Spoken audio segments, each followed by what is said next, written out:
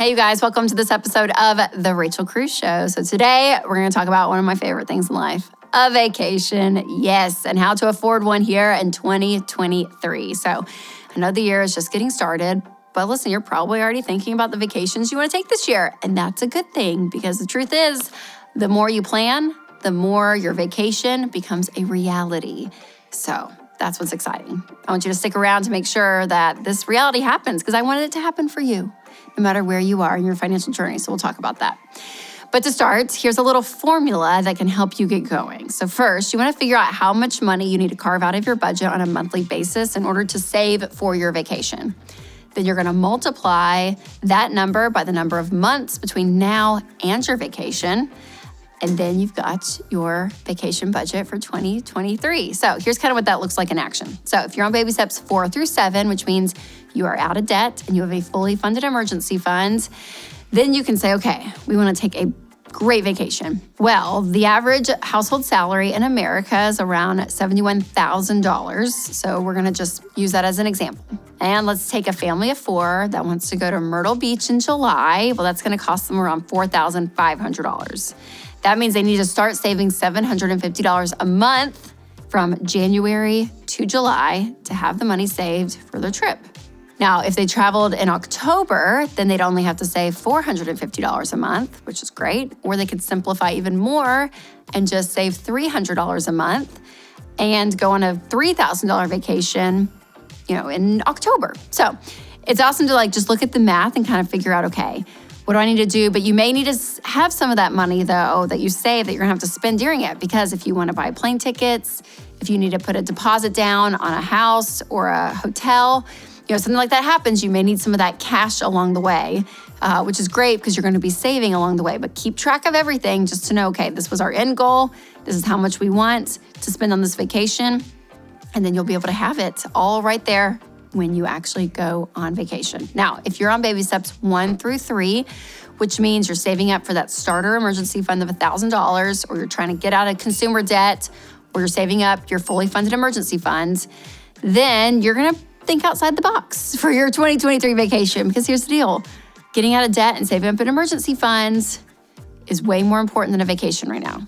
It is. That's just the truth of it. And it's for short-term sacrifice, but I want all of your money going to those 2 goals because once you knock that out, you're going to have a solid financial foundation. Your stress will be lowered. You're going to be able to actually start doing stuff wisely with your money and your lifestyle. But until then, staycation time, right? Go camping. Go to a nearby beach or a lake. You can go to a theme park, okay, for a day or something. Like there are things that you can do that are really inexpensive and around your area, but I don't want you going and spending a ton of money on vacation if you still have debt and you're still building up your emergency fund. So another thing that you can do though is just Google destinations that are, 3 hours away from your house or less, and you can do just a day trip somewhere. I just think about even when Winston and I first got married, most of the vacations we took were with our families because both of our families would go on vacation every year. So we were like, I'm going to just bum off the families. Thanks, mom and dad. Thanks, in-laws. And then we kind of were like, okay, we'll go away for a weekend or maybe just one night for our anniversary, right?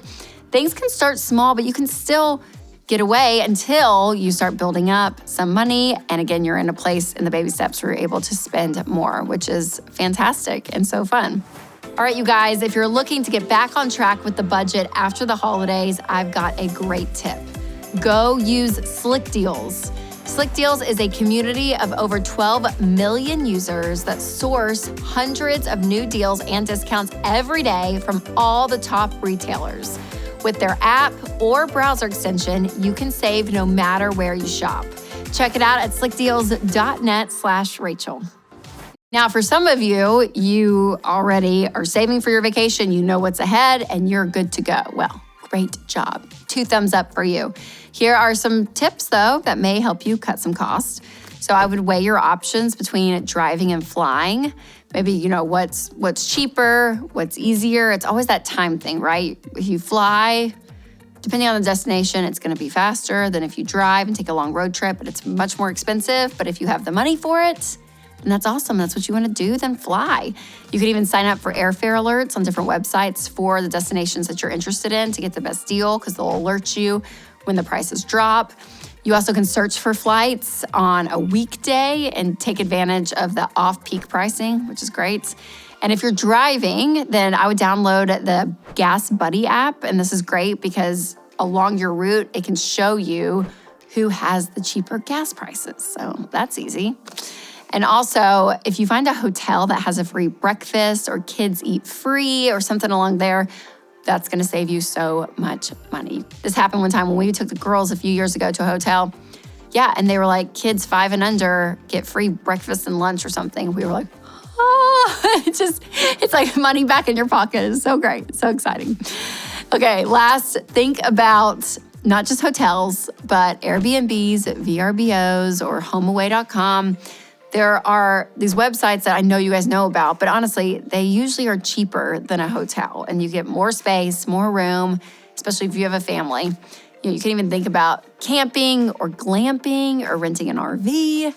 Anything that's cost effective, just think outside the box, and you can save some money. So remember that a vacation, it's not gonna be relaxing and fun if you're stressed about money the entire time. So I want you to set a budget, make peace with that, and know this is the amount of money we have. And don't go into debt for your vacation. Do not go into debt, okay? It's not worth it. It is not worth it. Because when you get home, you're paying on that vacation for months and months and months, and it follows you home, and you spend differently. Your mindset's different when you're using debt versus your own money. So save up, pay cash. All right, share this video with a friend who you'd love to plan a trip with, and you're like, hey, let's go travel. Let's do this. Well, it's gonna be so fun. So happy 2023 and vacation time. Oh, it's so exciting. And regardless of where you are on the baby steps, I want you to enjoy life. We always say to take control of your money and create a life you love on this show. And creating a life you love does mean, getting away every now and then. But I want you to be smart because I want you to enjoy it. So, as I always say though, remember to take control of your money and create a life you love.